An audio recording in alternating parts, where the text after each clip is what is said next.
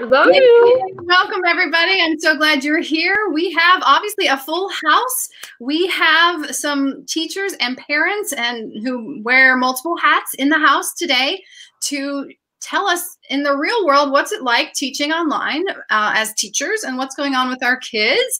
I am super excited to have some of the staff of Chapin Elementary from South Carolina with us today. And if you're new to us, I'm Dr. Marty Ginsburg from Reading Simplified, and it's our mission to streamline reading instruction and accelerate students' reading achievement. So I want to hear from you. If you are here, let us know who's here and let us know who you teach. I bet we've got people from all over the world coming in soon. Let's see. I got some 3 images on the 3 people coming in. Want to make sure I'm in the right spot. Looks like I'm good. Say hello, you guys. We've got a special event coming here with you today. I want to make sure all the streaming is happening. Who is here? Say hello. It's quiet so far. All destinations. Just checking to, oh, thank you, Padma. You're our first winner. She's coming in all the way from India, so she gets extra credit. Oh, wow. It's late for her. I think she's 12 hours ahead. Yeah, good morning, she says. So welcome to her. If you're just tuning in, we are going live with some teachers from South Carolina, and Anna's coming to us from Canberra, Australia. Welcome, welcome. And we're going to hear about how these teachers are implementing some sort of instruction during these remote teaching days. So I'm excited to have them. And I'm going to let Dr. Tara Thompson introduce her colleagues and friends. She is one that reached out to me about how she was teaching reading, and she's been implementing a lot of these Reading Simplified activities and ideas. So I'm excited to be a new collaborator with her, and she's brought on some of her colleagues, like I said. So I'm going to pass it over to you, Tara. Thank you so much for being here. Do you mind first introducing yourself and sharing a little bit about what you do? Sure, sure. My name is Tara Thompson, and I'm currently the reading coach at Chapin Elementary School with these fabulous ladies. And in about my 23rd year of teaching, I'm early childhood certified, and I have taught kindergarten all the way through 2nd grade as a classroom teacher. And then for about 8 years, I served in the reading intervention role. And then this is probably my 6th or 7th year as a reading coach. And I would like to introduce my friends that are here with me today. And Angie Bradley is a 1st grade teacher. And Brooke Bridges is a kindergarten teacher. She's also a parent of a student in Angie Bradley's 1st grade room. And Karina McCullum is our special ed, one of our special ed teachers at our school. And she is here to share the parent perspective. Her daughter Kelsey is in 2nd grade at our school. Awesome. Thank you so much for introducing your team here. And how about what's going on at your school in terms of what are the possibilities and what are the restrictions that you're under if you're trying to reach your students during school closures? Just kind of give us the big picture. Well, big picture is we are trying to have ongoing communication with all of our students, and our teams are working together, and each team is creating their plans for how they're carrying out their lessons. And so I can let the teachers kind of give a quick overview for the kinds of things that they're doing. As coach, I continually collaborate, and I'm collaborating with the ladies and the teams. And so I'll just pass it over to them. I do Facebook Live events, and some of their children come and watch, and the teachers watch as well. And then we collaborate and have professional conversations around Marnie's 3 activities mostly, and how we can really get a bigger bang for our buck with instruction online. So Angie or Brooke? And as they decide about who's going next, I want to let you guys in the audience, you need to welcome these teachers. They're sharing their time with us to share their experiences. So say hello. We need to hear some things from you guys, where you're from, and maybe do you have any questions for other teachers? Hey, Patricia's coming. Also, we got Australia's winning right now, you guys. So those of you in the U.S. need to step it up. Okay, so back to you, ladies. Well, I am also doing the Facebook Live. I believe Brooke was the first to kind of bite that off. So I followed in her footsteps, and then Tara, I think, also was doing it about the same time. And I tried to just do things that were transferable that I was already doing in the classroom that the kids would already know about. And so I started off with just a little share, and I've had kids write in about things that they miss during the time. And so I start off by just drawing one of those out, just so they can have kind of like a morning meeting type of a share, and we get to experience together what we each miss right now.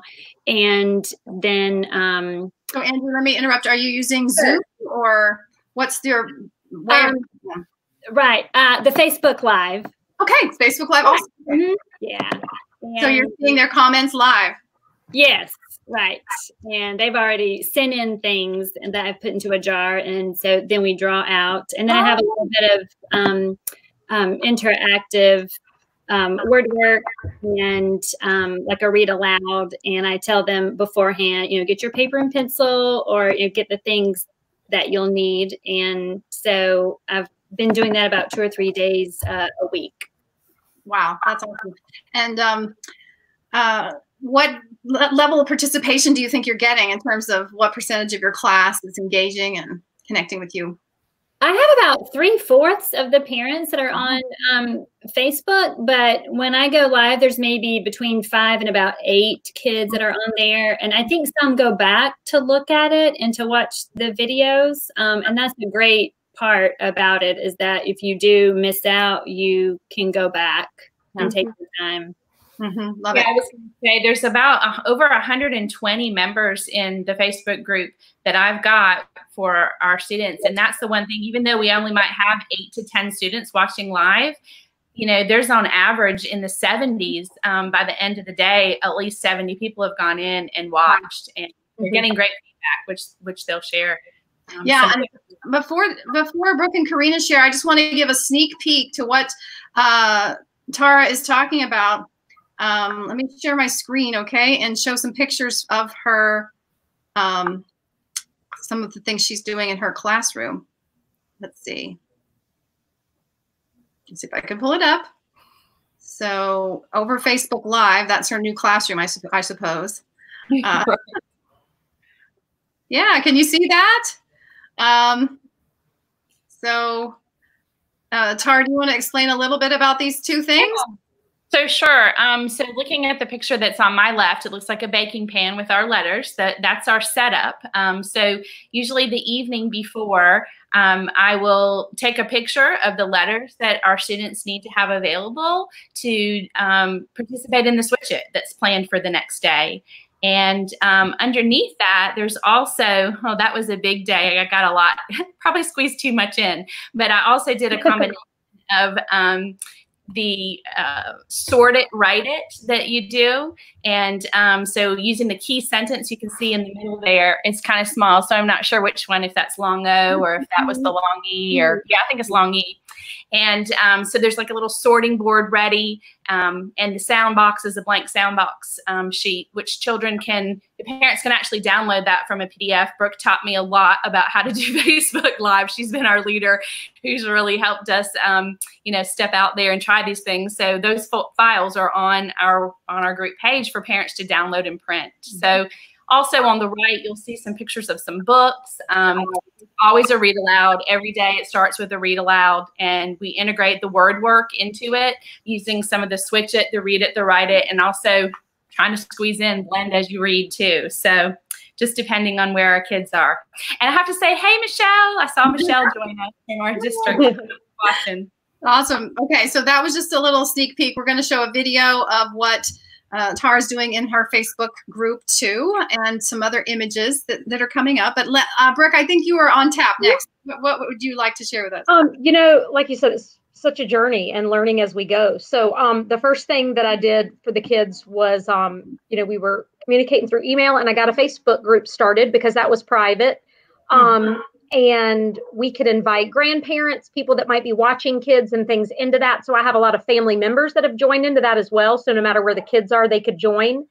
And we did start with lots of Facebook Lives. I think I was going live 3-4 times a day at the beginning. Oh my. Yeah. And it was exhausting myself, but, living the journey. But it's the relationship piece that I was so seeking with my kids, the little ones, especially. Like, I wanted them to know, like, I'm still here.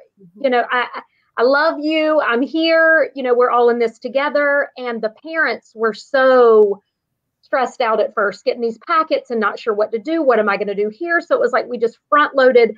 And then after those first 2 weeks, we really kind of got ourselves together. So now I go live twice a day. And what started to happen in that, it probably is more my age group, as their use of technology, they were getting very frustrated and disengaged because they needed someone there to type comments for them. They weren't able to yet do that on their own. And their parents were working on that. And lots of parents need, and as one who's working on 3 5th grade, 1st grade, 4K work, sometimes you just want to sit your kid down, you want to walk away.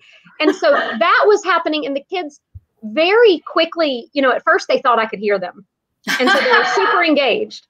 But now that they've discovered they can't, we've kind of switched to where we still communicate daily with writing that we're doing, reading that we're doing, science things we find. I give challenges out. I get on and do read alouds.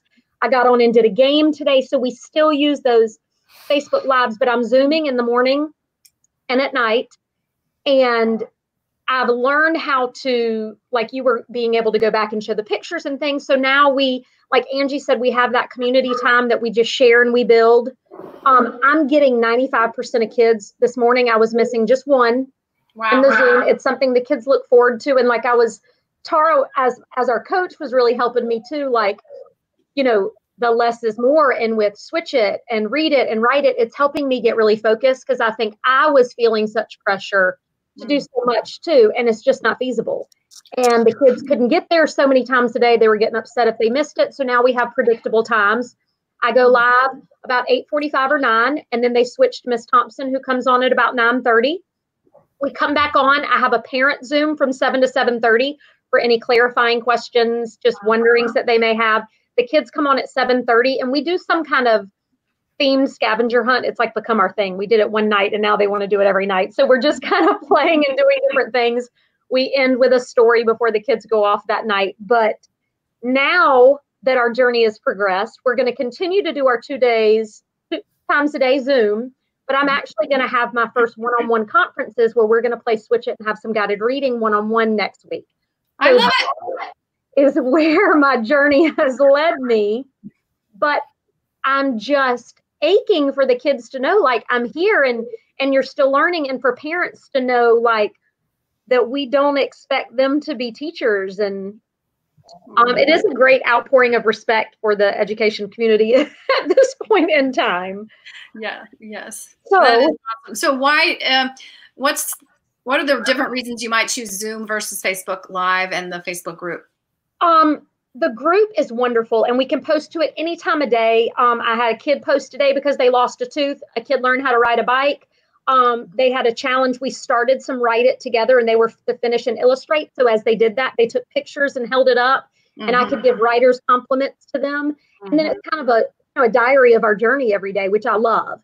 Okay. Facebook Live, what I do now is, like, I do my read alouds and things for that, because like Tara and I were talking, and we can kind of predict what kids are going to say and do at this point. So I can pretend like I have an audience, and they can go back and watch that on their own time. Right. And so I still do that. And then it's right there on that feed as well. The Zoom just gives me that immediate interaction with them. So I really am using a combination of all 3. And though now I'm using more in the game, I'm still not as overwhelmed as I was when it started. I think I'm much more focused with my topics, and knowing that, like you said, I mean, the reading piece is setting mine up to be successful when they get into that classroom with Angie is going to be huge. So I'm making sure when I do have them in those times that we're really focused. The kids in kindergarten love Switch It. It's a game to them. When they come over, they're like, I love this game. And so and the fact that it changes, I'm learning to let go of the 70% and not, to not have perfection and to keep going on with that and to trust, Dr. Thompson and you. Yay, Brooke. I'm such a perfectionist. And so, I want to make sure that they're solid, but I'm going to trust that process. It's something in my journey I didn't start until later in the year. So I'm excited to start my year off with that next year and see how that goes. And I was going to say one thing that Angie and I talked about today in the, and she might have that little story to tell because she still has some younger students that it's hard for them to feel like they can really give the feedback without a parent sitting there to type on. Angie, do you want to share what Ian was doing? Sure. I had a student who today, his mom said that once he learned how to use the microphone, could, relay the comments through the microphone, that was a game changer for him. That's smart. Then that he had, more input directly instead of constantly having to go through his mom to type them. But, Brooklyn, she's been typing some, I think. Yes. So really catching on of how to do that. And what about you, Karina? You've got an even younger set. So what is life like for you these days? I find myself going back to a lot of what I did when I worked as an early interventionist and just went for an hour a week and taught parents how to help their kids. And I've been doing a lot more communicating directly with my parents because of my 5 in my group 4 are nonverbal. So a conversation's not happening with them. So I do a lot of email, a lot of trying to teach parents how to integrate those IEP goals into their everyday life. So things like, sorting by color and sorting and matching shapes and objects. Well, that's so that they can do the dishes and help you empty the dishwasher. So have them help you sort the forks and the spoons and do that, or have them sort the clothes and put the dark stuff together and the light stuff together and talk about what you're doing and label all of those things and give them that language. So that has definitely been a big part of what I'm doing is trying to support our parents. And also I had parents who were trying to give 6-7 hours a day. And I'm like, I don't give your kid 7 hours a day. I'll be straight. I don't sit your kid down and force them to work on nonstop for that long. And I've got 5 to get to in a group. You have 1. So I was really glad when the State Department released their guidelines this week to, reduce that time down to 20 to 60 minutes for the pre-K age group. And I've been telling our parents constantly, if it's not working, don't feel like you have to do it. Just know that we've got 12 more years. And as much as, learning those basic skills is fundamental, all of our kids are going to come back next year having missed these 90 days of school, and we're going to help them figure it out. So Karina, can you talk a little bit from a parent perspective about Kelsey's engagement, especially in relationship to some of the activities that we've been trying out that we know are from Reading Simplified? Kelsey loves Dr. Thompson's group, and it's one of the few things all day that I don't typically have to battle her for. She insisted on having a magnet board just like Dr. Thompson because she has to be like that. To do switch it on. And she really, it's nice. And I feel like I'm learning too from Dr. Thompson because I don't teach reading. I teach the pre-language skills and all of those things and to learn to love books, but I don't really teach reading on a day-to-day basis. So for me, it's been helpful as a parent to kind of have some support. And I think it's really helped with some of the reversals and things that we were seeing with that. And then also the articulation in her speech, because we have speech services too. So it's kind of helping a lot of the different areas that I'm sitting there racking my brain of how to help. But with that, 30 minutes in the morning, she really gets engaged in it and she loves to listen to the books, and I'm totally teaching her the microphone trick. I'm doing that too. And she really does. And like I said, Tara was right across the hall. So she'd run into the classroom into Tara's room every morning. And so now that kind of gives her a little bit of that. Mm-hmm. Yeah. Lynn's asking how long are your schools shut down for over there? Here in South Australia, the lines are really blurred, and how and when we're open. Most of the states are shut down for a long time. In Wisconsin, our governor said we won't open until at least the late May. He already made that law. So it's varied, but I think most people in the states are still at home. Are you year-round school? Yeah. No. When do you get out in June, though? Early June. 4 weeks, right? Including our spring break now. Isn't that right, ladies? Yeah. This is going on week 4. Well, we've been closed 6 weeks until May 1st, but they're making more decisions by the end of this week. Right. Yeah. But we're hearing it's probably not likely. Yeah, it'll be a while, most likely. Yeah, I agree. Well, let me move over to a Switch It example since y'all brought that up. So if you're not familiar with a Reading Simplified system, one of the key activities that unlocks reading for our kids, we call Switch It. And it's an activity that teaches the letter sound knowledge and also a lot of phonemic awareness skills. That's the perception of those sounds and words. And Dr. Tara is doing that on Facebook Live to a host of people. How many did you say? So we have 120 members now. And so we're averaging like 80 views. So lots of people are watching it, even if they're not with us in real time. That's awesome.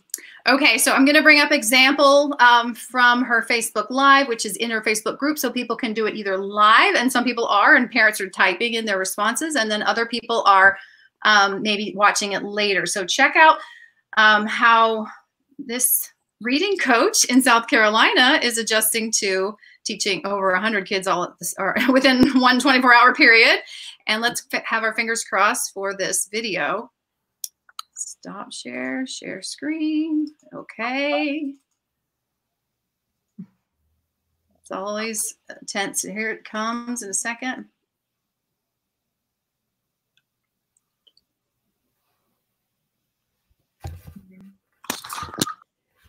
Can you hear it now? I hope that as you build it, you make the sound as you pull it down. Some of you might have just made the word black like this. Hey there, Sydney. And maybe Harper too. You might have made black, and it might look like this. Now let's check. Let's check ourselves. And parents, this is where this comes in handy to say, oh, you hear lots of the sounds. Good job, but you're missing one. See if you can slow yourself down and make sure when you say it slowly that you have every sound represented. Can't hold that one. Start again, though. Oh, I see it. I hear it.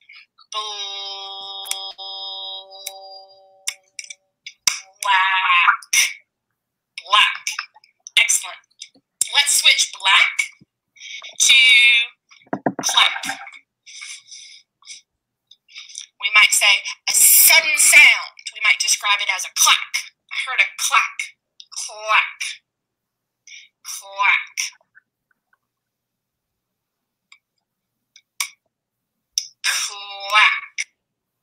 Clack. Okay. We're coming back. So that was a little snippet of Switch It in real life. Could you see how she was teaching letter sounds and then phonemic segmentation? So that's, and phonemic manipulation, which is a higher advanced skill for phonemic awareness. And we're finding out from more recent research and theory that that's what's really making the difference for our readers. So yeah, sorry for Mim and Anna and all those who just found out it was a little earlier. Yeah, way to go, helping each other out to get here. Thank you for being here. So do any of you want to talk about how that activity is helping your students, or Angie, you have some good experience in some of the things that your parents have shared with you. Do you want to talk about that? Right, sure. So two parents that I talked to actually today, they said, well, our kids love Switch It, and they want to play it as a game, like a family game. They want to play Switch It. One parent was really sharing how she's appreciating what Dr. Thompson's doing so that she can see how to help her child whenever her child is trying to make sounds, whether it's in reading writing. So it's kind of like what Karina was mentioning of it's almost training parents to kind of see the reason behind what we do and why we do switch it and the other things. And so they've been using it to help their child in some other areas.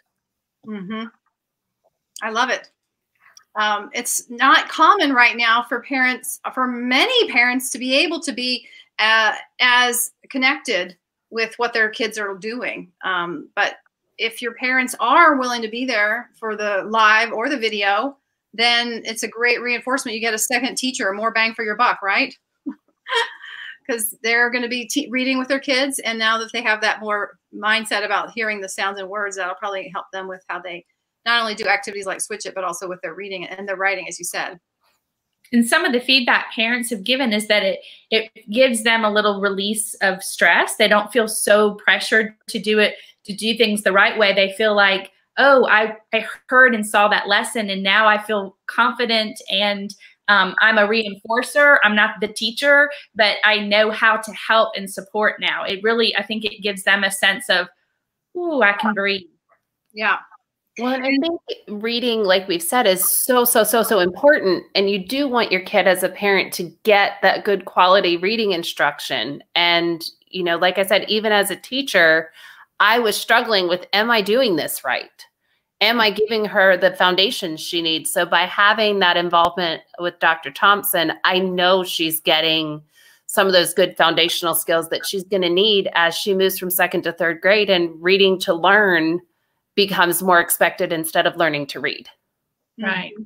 And we're really using your pathway, Marnie, because it's so nice, you know, going through the 12 steps. And I keep trying to explain, I give little tidbits of information to the teachers and to the parents that we can go through this step and we can cover from the most basic to the more advanced in a matter of 12 weeks. Mm-hmm. And so, and of course, we can slow it down. And the teachers, we talk individually how we can do small group, and you can break out each step to go longer for individual needs. But I think in the life that we're living right now, it's nice to think about this as a 12-week progression, and that we can cycle back around.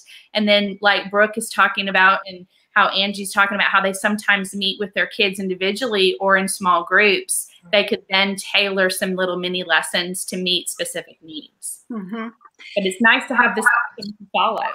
Yeah, this streamlined pathway is sort of a one-page scope and sequence, particularly for phonics and decoding, moving on to fluent word recognition. And so I noticed in Dr. Tara's Facebook lives that she spent, like, it sounds like 1 week on the O sound and another week on the E sound. And this week is the A sound. Am I catching that right? That's correct. That's correct. Yeah. Mm-hmm. So step 2 would be starting what we call advanced phonics, like the long vowels. And she did the O sound and its various spellings. And then she did E sound and its various spellings. And now she's on the A, and it's only been about 3 weeks of doing these activities. And let me show you some ways in which her kids have been doing that. We already saw this, where she has the key sentence written on sound boxes. I love the sound boxes idea. Each box gets a different sound, or rather spelling. So in the boat example, it's kind of small down here. You maybe can't see it, but there's 3 sound boxes for boat, right? And Anna agrees with you. It's great to be able to have this type of tool to communicate with our parents. And then up here in the upper right hand, you can see the sorting of the O spellings. And here's one of the happy girls. This is from an A sound day. She's got the key sentence there, and she's got each of her each spelling in a different box. And it's pretty neat too. If I had that many spellings to do, I don't know, and my boxes lined up, I don't think mine would have been that good. Yeah.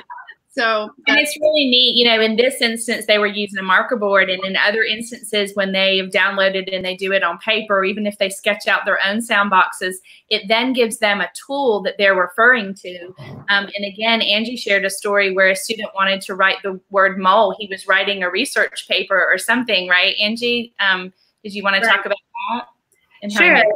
So I think one of the days whenever they did the spelling for the long O, later on, he was writing something and he wanted to spell the word mole. And so his mom got out the chart of all the O spellings. Mm-hmm. And she said, well, which one would you use?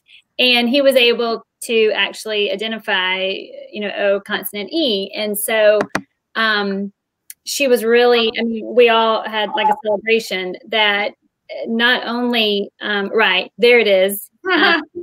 And so he was able to take the concept that he had learned and then practice it into when he needed to write the word.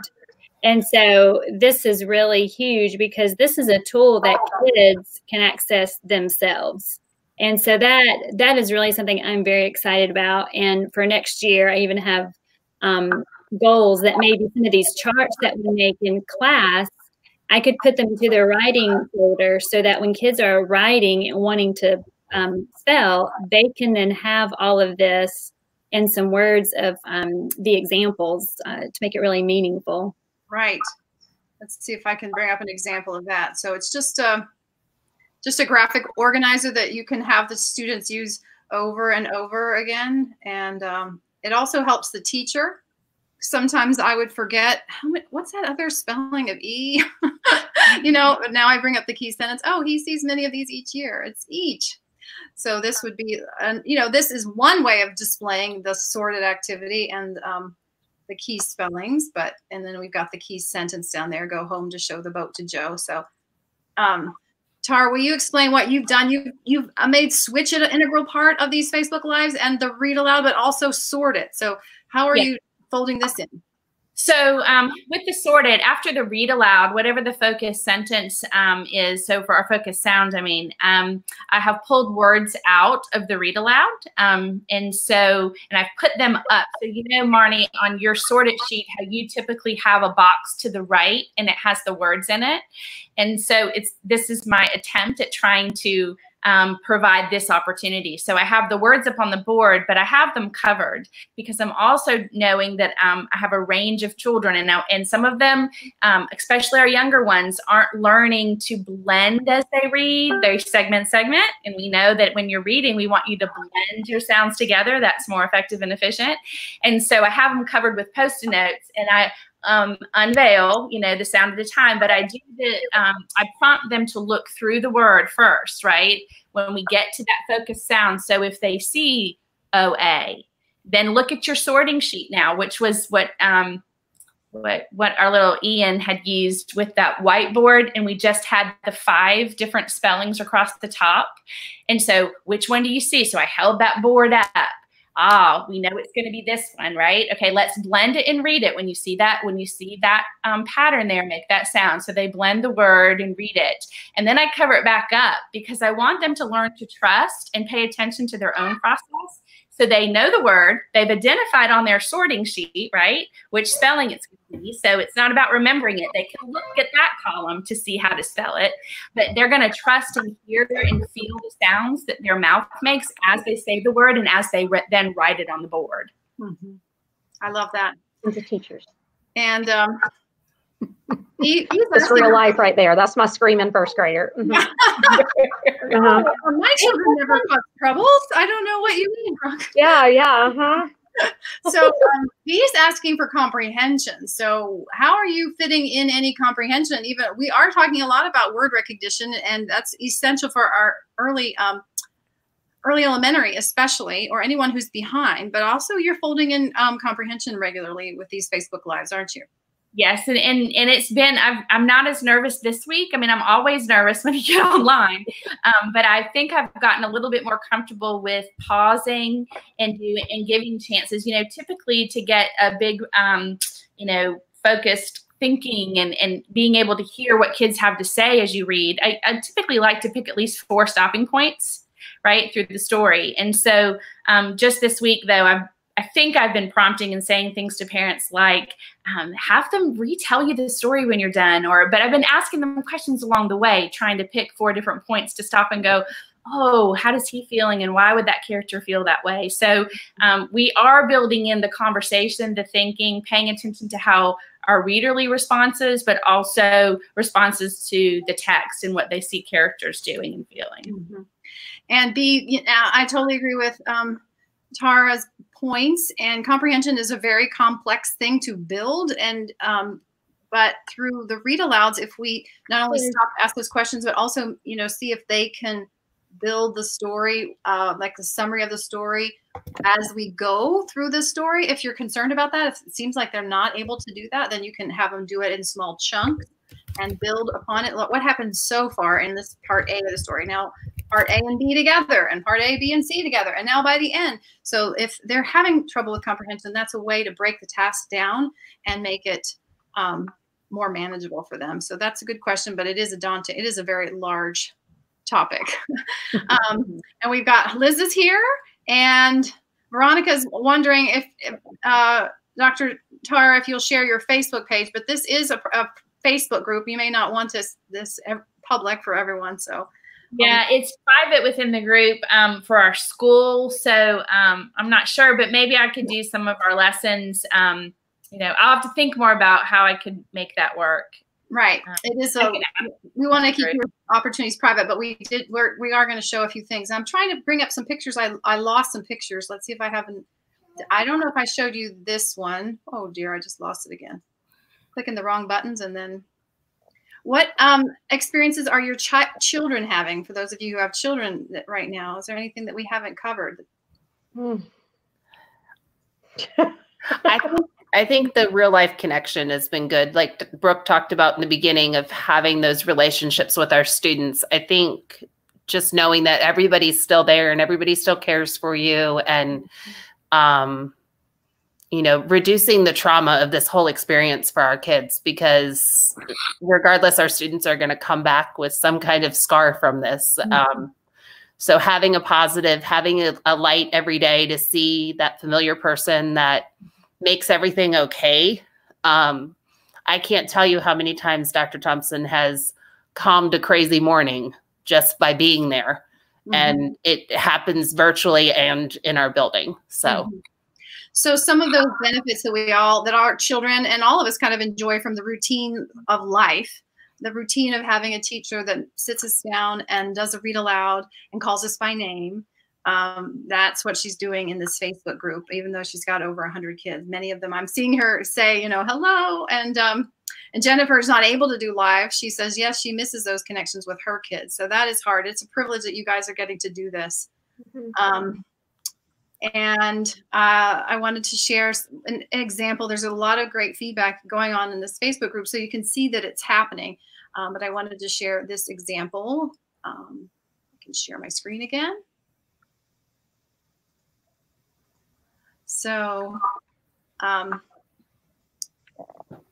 Tara is communicating with parents, and it says in this Facebook post, together you and your kids are creating a virtual space through Facebook Live to enjoy reading and learning more about how words work. And she tells them what they're going to do and when the schedule was going to be. And down below, a parent saying, I'm getting so much positive feedback from parents and students. Such authentic engagement. So I think that might have been you, Angie, teacher and parent, but I'm filling multiple hats. And then here again, if you were not seeing sorted earlier, this is an example of the A sound. They came to play with the 8 great trains on the table. That's most of this complex spellings of the A sound. Okay, so what are the challenges? We've been talking about some successes. What are some of the challenges and the issues, maybe things that you're thinking about changing? Anybody? Well, even the question, like one of our parents has chimed in and asked a question. We're trying so hard. Be Strong is asking this. We're trying so hard to correct punctuation and comprehension. And so, Marnie, do you want to chime in on that? I would say that's a challenge right now. I mean, typically that's our strength, and having conversations around text, and it's the rich talk that you have and the engagement. And so I would say that's a bit of a struggle. So is there something that you can chime in with that? About the engagement, or back to something is like the punctuation, comprehension, that kind of thing. Yeah. Well, for punctuation, I just learned this from Jennifer Nowicki, one of our leaders in the Reading Simplified Academy, and she has her students tip their laptops down and show their dry erase board so she can see them writing. So that we dictate, typically in Reading Simplified, we will dictate a sentence that's tied to the phonics sound that we're working on. Like my student today, I gave him, they make cake. And so he was saying the sounds as he was writing it, and I could see if he wasn't capitalizing the first letter and putting the punctuation. So my favorite thing with that is that after we've taught it and then we've taught it and we've reminded them, then I try to be more open-ended, like, I think there's something missing. So I try to get less and less direct about, don't forget your period, but I'm trying to say, or have you remembered all the things that you're supposed to do to a sentence? Well, I'm wondering if B is talking about noticing that the children may not be noticing punctuation, so to speak. Thank you. Okay. Yeah.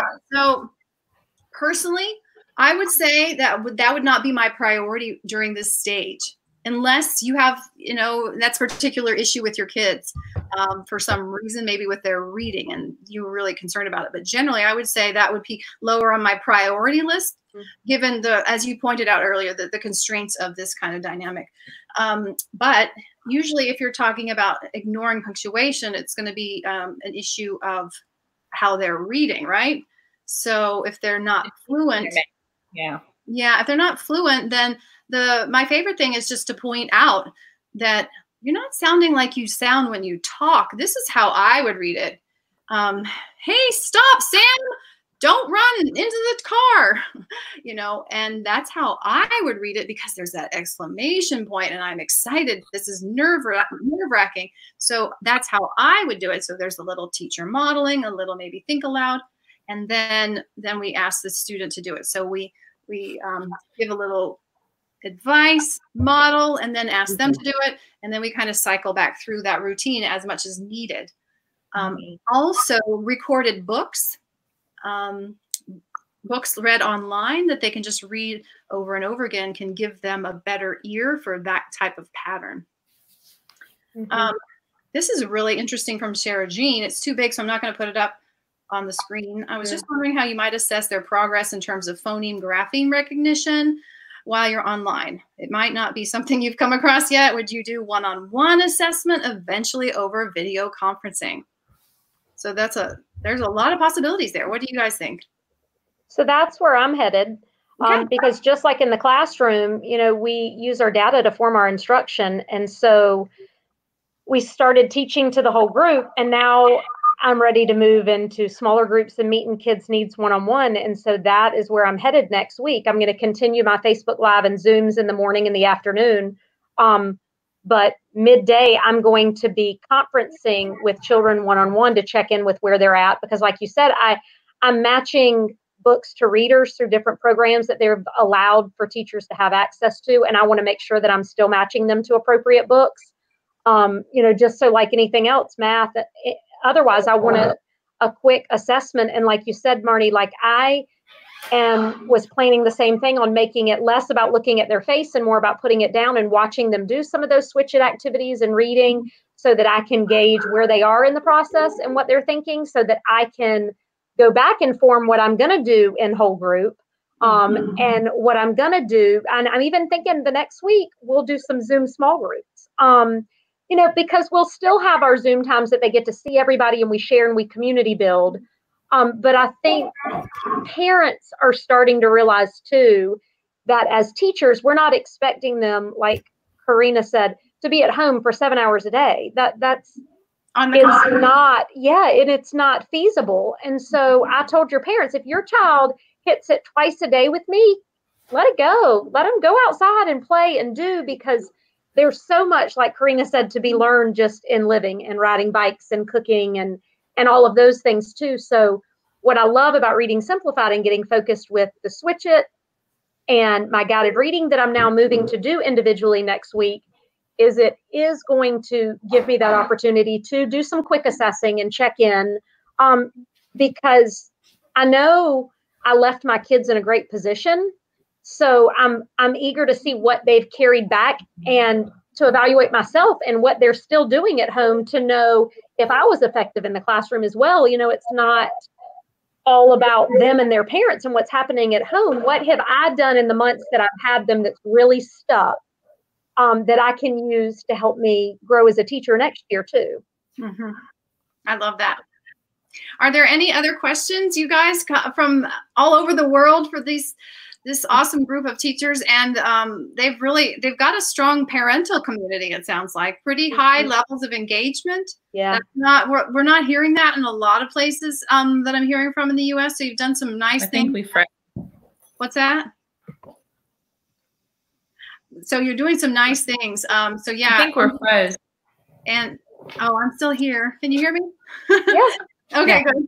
Angie and Brooke, you were talking about, you know, over a majority of your people being able to show up, and Tara's got a Facebook Live of over 100 people that are coming in and out of that video, sometimes live and then sometimes later, and you can see the comments of parents helping their kids interact. So that is pretty awesome. And then the other thing that I really like about your story is that you guys, first of all, you're working together, you're highlighting and encouraging one another. You're also simultaneously actually learning a new reading approach, which is pretty unusual.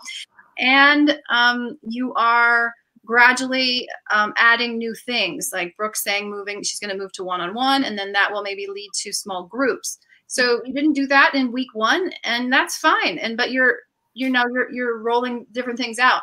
And I also like how Brooke said she started with doing everything in the kitchen sink, and that was overwhelming. And so now you're reining it in, right? So yes, much more manageable. Have you guys started to think about, as a community or as a school, about the next school year? From my perspective as a special education teacher that doesn't get to do a lot of interaction online with my kids, I'm going to probably create some go bags to take home that will have things like Play-Doh and kid scissors and stuff like that. I know most of my parents would have access, but I feel bad saying, okay, well, buy me all these supplies for school and get yourself a set for home too. So I'm kind of going to rethink my supply list and saying, you know, have these things at home, send these things to school, because I feel like a lot of what we do is very hands-on. And so I think that what I'm going to try to do is do a lot more creating and sending reusable materials home, so that, you know, if a kid goes out for surgery, or we're out for a prolonged period of time because, you know, they get the flu, but 2 days later they feel fine, but the doctor says they can't come back for a week, they have some resources to pull on, and just start that family training engagement from day 0, so that, you know, it doesn't feel so foreign if we end up in this spot we are again, you know, for any reason. I mean, I think about, we've had schools run over by tornadoes, and like anything could happen. We could be back here. And, you know, and that's what I feel like is, I haven't done a very good job helping my parents help their kids at home. And I want to figure out a way to help continue that, because it's only going to make it better once they, you know, as they grow. And, you know, heading back to school too. I mean, Angie and Brooke and lots of the other teachers that are at Chapin that are part of the Reading Simplified now. We have almost like 40 people signed up, right? We're all brainstorming already about what might this look like? How might we roll this out? You know, these 3 simple activities. How can we build it into our balanced literacy structures and that kind of thing? And so the wheels are turning, right, Liz? I know you're out there. Anna, I see you there too. So, and there's not a right or wrong way to do it. And I think that's a beautiful thing that Marnie's activities in her scope and sequence, that it just provides a foundation that is just rich in kids tuning into their own process and really learning at a deep level about how sounds and work you know, the letter sound relationships. Michelle Thorette, who's also on with us, is a coach out in, yay, Liz says yes. She's a coach at another school in our district, and she and I have been working together this year, and she's tried some things out with her teachers, and she does it a different way, but it's still the premise of what Marnie is laying out for us. And so I think that's the beautiful thing, is that we can make it work and our children are successful. There's Debbie. Hey, Debbie. Yeah, it is. Go back, Debbie. Yeah, if there's a silver lining from all this, all these trying times and emergencies that we're undergoing, and the stress that you've been under, and all of you who are watching have been under, and trying to learn to do an entirely new profession, basically, overnight. Maybe it's that, like Karina was saying, that we are going to probably build, and we are building, better connections with our parents. Even maybe those that we're reaching the least right now, we might be reaching them more than we were, say, in February. And maybe we're going to be a better team moving forward. That's one possibility. So maybe the curriculum doesn't get covered, but if we're showing the teachers, the parents rather, what it is that will help their students develop, and in this case, particularly reading, then that's huge.